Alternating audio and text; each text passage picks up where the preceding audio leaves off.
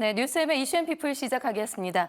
오늘은 한국금융 ICT 융합학회 오정근 회장과 함께 이야기를 나눠보겠습니다. 어서 오세요. 안녕하세요. 네, 반갑습니다.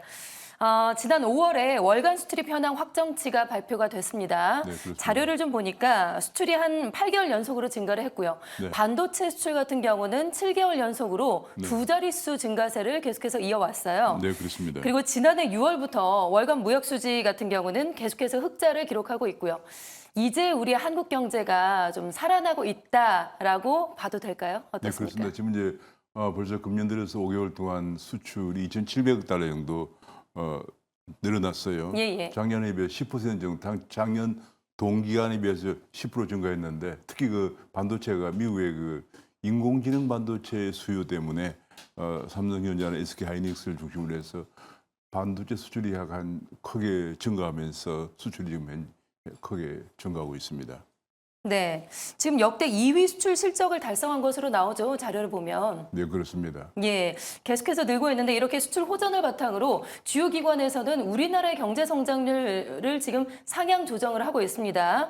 한국경제연구원에서도 2.4%로 0.2%포인트 조정을 했고, 그리고 KDI에서도 2.6%로 다 올렸어요. 네, 그렇습니다. 그런데 아직까지 그 민간 소비와 건설 투자 같은 경우는 뭐 전혀 나아지지 않고 있다라고 하는데요. 네, 내수 경기가 그렇습니다. 지금 얼마나 심각한 그러니까 상황인 지금은 이제 건가요? 가장 큰 좋은 점은 수출 주도 성장이 계속 상향 조정되고 있다는 거. 예. 그건데 문제는 이제 내수와 수출의 괴리가 점점 양극화되고 있다는 게 문제죠. 건설 같은 경우는 특히 이제 건설 PF 부실 때문에 건설은 금년에 마이너스 성장이 예상되고 있고 민간 소비도 고물가 고금리 때문에 민간의 구매력이 사실상 크게 늘지 않으면서 역시 저성장이 들고 해서 내수와 수출 간의 괴리가 점점 확대되고 있다는 것이 문제점이라고 볼 수 예, 있습니다. 민간 소비나 건설 투자 같은 내수 부분을 좀 끌어올리기 위해서는 어떤 방안이 좀 더 일단 필요할 수 민간 있을까요? 소비를 회복시키려면 물가가 안정돼야 되고요.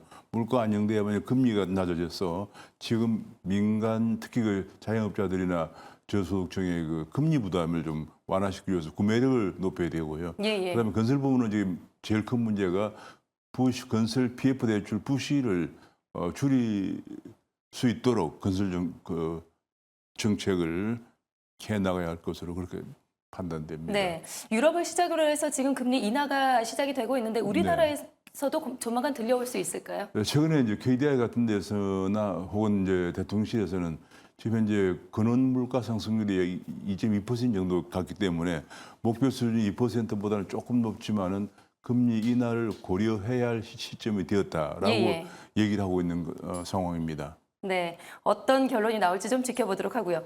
그리고 특히 대중 수출 실적 같은 경우는 지금 계속해서 감소하는 모습을 보이고 있는데 네. 대미 수출은 증가하는 모습을 보이고 지금 있어요. 그게 이제 큰 이슈인데요. 네, 지금 그래서 이제 지금 22년 만에 네. 우리나라의 최대 수출국이 바뀌는 것이 아니냐. 금년에 모든 분석을 보면 바뀔 전망이라고 합니다.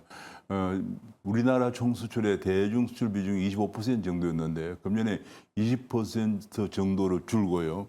대미 수출 비중은 15%였는데 그것이 20%로 올라가면서 약간 금년에 한 뭐 20억 달러 정도 대미 수출이 대중 수출을 능가할 것으로 이렇게 전망되고 있는 상황입니다. 네. 아마 우리나라 무역 구조에서 아주 획기적인 큰 변화가 올 것으로 보여집니다. 네. 그런데 사실 우리나라 입장에서 뭐 중국이든 미국이든 어디든 수출을 많이 하면 좋을 것으로 생각을 했는데 지금 이같이 되는 현상이 별로 사실 그렇게 마냥 즐겁지만은 않다라고 하던데 그것이 이제 이유는 어디서 찾을 수 걱정이 있을까요? 뭐냐면은 대미 수출이 계속 증가하고 있는데 현재 그 지금 증가하고 있는 상당 부분이 한국 기업들이 미국에 반도체라든지 자동차 회사들이 많이 나가면서 중간재를 많이 수출하고 있는데 이것이 어느 정도 마무리가 되면은 대미 수출이 증가폭이 둔화될 것이다 하는 것 때문에 중국은 수출이 어려워지고 감소하고 대미 수출이 지금만큼 증가하지 않을 경우에 우리의 무역 수지가 다시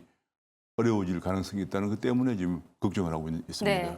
그런데 미국은 앞으로 대선도 앞두고 있고 보호무역주의 영향도 좀 앞으로 고려를 해야 될 것 같은데요. 네, 그렇습니다. 이제 그렇게 보는데 그러나 한 가지 긍정적인 측면은 현재 삼성전자와 SK하이닉스에서 미국에 수출하는 소위 HBM이라고 그래서 그 인공지능에 들어가는 반도체가 워낙 수요가 크기 때문에 예, 예. 그 부분이 아마 그 대미 수출의 다른 부분 중간재 수출 감소에 따라서 줄어드는 부분을 메워줄 가능성이 크지 않을까 이렇게 생각도 해봅니다. 알겠습니다. 앞서 그 대중 무역 수지가 적자를 이렇게 이어오고 있는 상황이 그 이유가 바로 한중 FTA 영향도 상당히 크다라는 분석도 있습니다. 아, 예, 그렇습니다. 예. 그런데 이번에 한중 FTA 2차 논의를 재개하겠다라는 발표가 있었잖아요. 네. 이렇게 되면은 이를 계기로 해서 지금 대중국 무역 수지를 흑자로 전환을 할 수가 있을까요? 예, 혹시 이제 그래프 보지 모르겠는데 지금 이제 2015년에 우리가 한중 자유무역협정을 체결했는데 문제는 2015년 자유무역협정을 체결한 이후에 반도체를 제외하면은 우리 수출이 계속 감소해 왔어요. 그 이제 반도체가 계속 그 호황을 보이면서 수출이 증가해 왔는데 그래서 결국은 반도체를 제외하면 다른 부분은 한중 간의 자유무역협정이 사실은 한국이 굉장히 어렵게 불공정하게 좀 체결된 측면이 있거든요. 예, 예. 근데 그것을 이제 개선을 하지 않고 지금 이제 2차 한중 FTA는 서비스 부분까지 확대하는데 서비스 부분도 만약에 그런 식으로 협정이 체결되면은 굉장히 큰 문제가 생길 수가 있다. 최근에 이제 우리나라에 지금 중국에서 뭐 알리익스프레스 같은 그런 것들이 많이 네네. 들어오는 그게 이제 서비스거든요.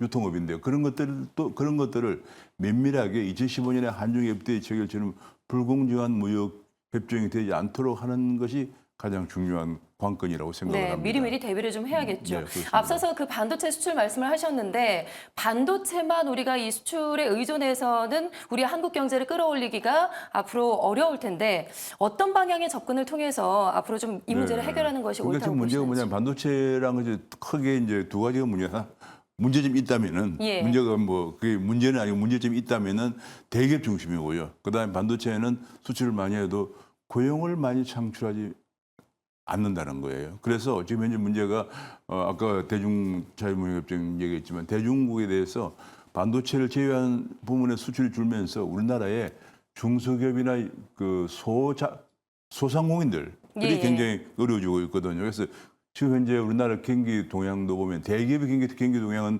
좋아지는데 중소기업의 경기 동향은 지금 여전히 안 좋고 특히 이제 자영업자가 굉장히 어렵기 때문에 이런 부분을 이제 그 대기업의 수출 증가에만 의존해서는 안 되고 자영업자와 중소 영세 기업들의 경기를 고려한 그런 정책을 같이 해야 한다는 게 제 생각입니다. 네, 경제 양극화를 해소하기 위해서 네. 좀 노력이 필요할 것 같습니다. 예, 그렇습니다. 지금까지 한국금융 ICT 융합학회 오정근 회장과 함께 이야기를 나눠봤습니다. 고맙습니다. 네, 감사합니다. 네.